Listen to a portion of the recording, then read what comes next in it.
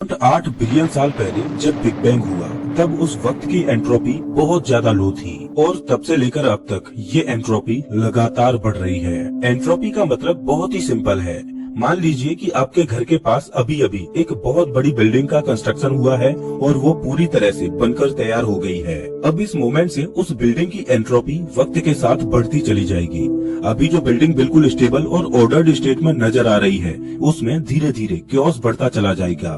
Cement सड़ने लगेगा, building में क्रैक्स आने लगेंगे और एक वक्त के बाद ये इतनी ज्यादा खराब हो जाएगी कि टूट कर गिर जाएगी। एंट्रोपी इसी तरह दुनिया की हर चीज के अंदर के क्योस को दर्शाती है कि कैसे वक्त के साथ ये बढ़ती चली जाती है। जिस तरह जब बिल्डिंग बनकर तैयार हुई थी तब उसकी एंट्रोपी सबसे ज्यादा लो थी, उसी तरह जब बिग बैंग हुआ था तब उस वक्त यूनिवर्स की एंट्रोपी सबसे ज्यादा लो थी।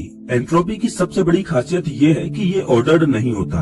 ऐसा नहीं होता कि इस स्टेप के बाद यही स्टेप आना चाहिए, बल्कि ये पूरी तरह से रैंडम होता है। लेकिन यूनिवर्स की शुरुआत बहुत ज्यादा ऑर्डर्ड स्टेट में हुई थी। बहुत से फिजिसिस्ट का कहना है कि ये फिजिक्स की सबसे बड़ी मिस्ट्री है। यूनिवर्स लगातार डिसऑर्डर की तरफ बढ़ता जाता है और यही साइंस की सबसे बड़ी नीति भी है। लेकिन बिग बैंग बहुत ही यूनिकली और हाईली ऑर्डर्ड घटना थी। बिग बैंग के बाद दुनिया हजारों लाखों डायरेक्शंस में जा सकती थी, लेकिन ये ऐसे बनी कि हर चीज एक परफेक्ट स्टेप में गई और आज हमारी एग्जिस्टेंस मुमकिन हो पाई। आप सोच सकते हो कि बिग बैंग के बाद क्वांटम लेवल पर फ्लक्चुएशंस आए थे।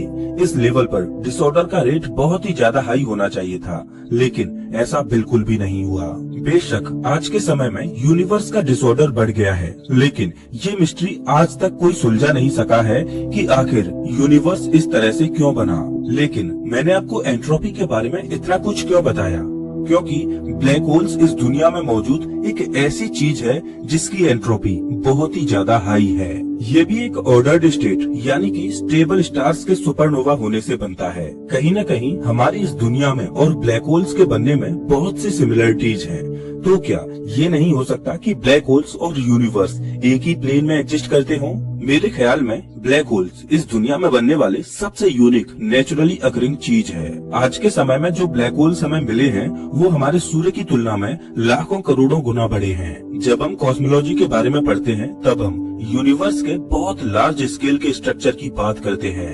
हम बात करते हैं कि कैसे गैलेक्सीज और उसके अंदर की चीजें बनी होंगी और कैसे इन चीजों का बिग बैंग के बाद इवोल्यूशन हुआ होगा। ब्लैक होल्स भी कॉस्मोलॉजी के कुछ बहुत ही इंटरेस्टिंग फिनोमिना का हिस्सा हैं। सबने इस अजीब सी चीज के बारे में सुना है जो कि एक कोलैप्सिंग स्टार से बनता है। इनके अंदर अगर कोई चीज जाती है तो वो फिर कभी भी बाहर नहीं निकल पाती। लेकिन पिछले कुछ 30-40 सालों में ही हमने ब्लैक होल्स के बहुत से रहस्यों को उजागर करना शुरू किया है। 1970s में स्टीफन हॉकिंग की थ्योरीज की वजह से हमने ये अज्यूम करना शुरू किया था कि ब्लैक होल्स स्पेस और टाइम को किसी तरह से अफेक्ट करते हैं। किसी नॉर्मल माइंड के लिए स्पेस बस एक ऐसी जगह होगी जहां हम रहते हैं और टाइम एक ऐसी चीज होगी जो बस बीतती जाती है। लेकिन जब हम इन ब्लैक होल्स जैसे स्ट्रक्चर्स के बारे में पढ़ते हैं तब हमें पता चलता है कि स्पेस और टाइम का असली मतलब क्या है। स्पेस और टाइम को मिलाकर ही हमारी रियलिटी का जन्म होता है। तो एक तरह से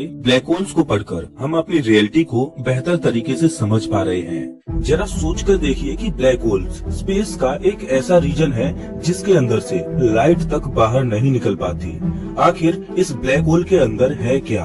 1970s में स्टीफन हॉकिंग ने अंदाजा लगाया था कि ब्लैक होल आकाश के अंदर तेज प्रकाश से ग्लो करते हैं और वो लगातार एनर्जी को बाहर छोड़ते रहते हैं। अब अगर ब्लैक होल लगातार अपने अंदर की एनर्जी को लूज कर रहा है तो एक न एक दिन तो ऐसा जरूर आएगा जब इसकी पूरी एनर्जी खत्म हो जाएगी और ये पूरी तरह से खत्म हो जाएगा। बस इसी चीज ने एक बहुत बड़े सवाल को जन्म दे दिया है।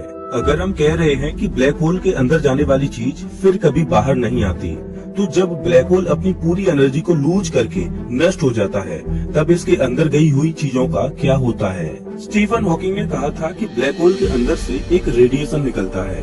उस रेडिएशन को रिकंस्ट्रक्ट करके हम ब्लैक होल के अंदर की सारी इंफॉर्मेशन निकाल सकते हैं। साल 2020 में की गई एक रिसर्च ने इस बात को साबित भी किया है। लेकिन बदकिस्मती से हम अपनी लाइफ टाइम में कभी भी ऐसा नहीं कर पाएंगे। शायद ही इंसानियत किसी ब्लैक होल को खत्म होते हुए देख पाएगी, क्योंकि इनका जीवन काल अरबों सालों का होता है। इस वजह से ब्लैक होल के अंदर एक्चुअल में क्या होता है, इस बात को जानने के लिए दूसरे ऑप्शंस खोजे जा रहे हैं। अब ये ऑप्शंस हमें मिले या ना मिले, लेकिन थ्योरिस्ट जोर शोर से इस बात पर यकीन करते हैं कि ब्लैक होल के अंदर का एनवायरनमेंट स्टेबल है, इतना स्टेबल कि उसके अंदर एक पूरा यूनिवर्स समा सकता है। तो क्या हमारा ये ब्रह्मांड भी एक ब्लैक होल के अंदर ही समाया हुआ है? सर्न में काम कर रहे एक पार्टिकल फिजिसिस्ट ने इस यूनिक थ्योरी को समझाया है।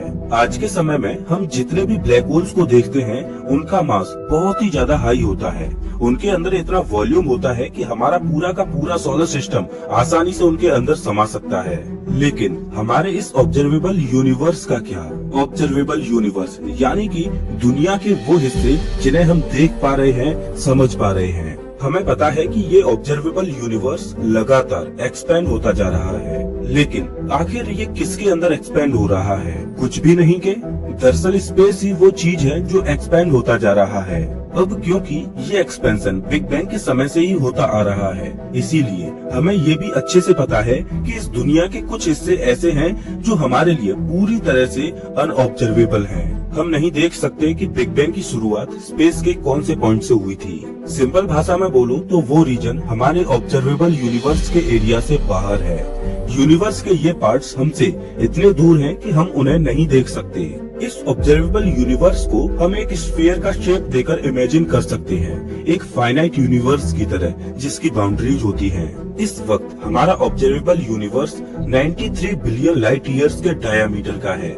वहीं हमें इस बात का कोई आइडिया नहीं है कि पूरे ब्रह्मांड का डायामीटर कितना है।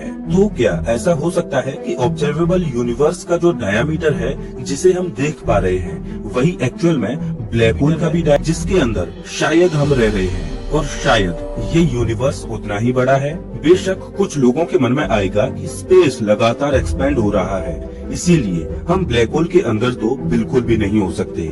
लेकिन क्या ऐसा नहीं हो सकता कि ये स्पेस ब्लैक होल के किसी मिस्टीरियस फिनोमिना की वजह से एक्सपेंड होते हुए दिखाई दे रहा है? सच तो यही है कि हमें बिल्कुल भी नहीं पता कि ब्लैक होल के अंदर स्पेस और टाइम किस तरह से बिहेव करता है। तो शायद हो सकता है कि अब क्योंकि ब्लैक होल्स की एंट्रोपी इतनी ज्यादा होती है, इसीलिए इसके अंदर का स्पेस लगातार बढ़ता हुआ दिखाई देता है। मैं जानता हूँ कि ये सब आपको बहुत ही ज्यादा कॉम्प्लिकेटेड लग रहा होगा। जब तक हमें इस बात का कोई सबूत नहीं मिलता कि ब्लैक होल्स के अंदर आखिर क्या है, तब तक हम ना तो ब्रह्मांड के ब्लैक होल के अंदर होने की इस थ्योरी को नकार सकते हैं और ना ही इसे प्रूव कर सकते हैं। क्या लगता है कि हमारे ब्रह्मांड के बाहर क्या हो सकता है, और क्या वास्तव में हमारा ये